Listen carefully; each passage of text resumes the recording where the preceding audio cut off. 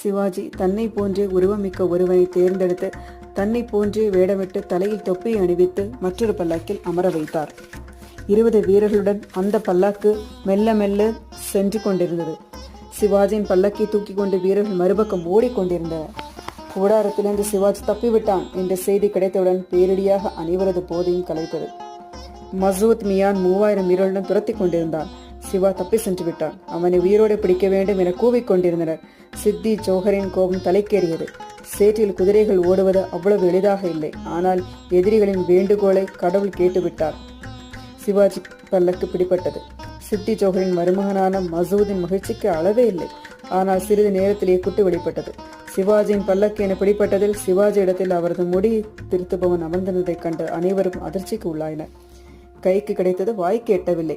எவ்வளவு பெரிய ஏமாற்றம்! சிவாஜி உள்ளே இருக்கிறாரா அல்லது வெளியேறி விட்டாரா என்பதும் சரியாக கூற முடியவில்லை.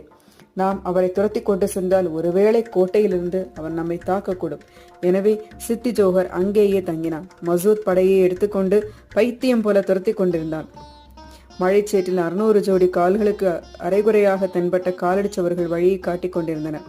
சிவாஜியின் படை வீரர்களுக்கு விஷால்கட் கோட்டையை சென்றடைய வேண்டும். அது இன்னும் 4 மைல் தூரம் இருந்தது. இரவு 10 மணி இருக்கும். காலை 6 மணிக்குள் சுயராஜ்யத்தை பாதுகாக்கும் வீரர்கள் ஓய்வில்லாமல் ஒரு நொடி வீணாக்காமல் ஓடிக்கொண்டிருந்தனர். களைப்படைவதோ நிற்பதோ எந்த ஒரு வீரனுக்கும் அழகில்லை. மீண்டும் அடுத்த பாகத்தில் சந்திப்போம். நன்றி, வணக்கம்.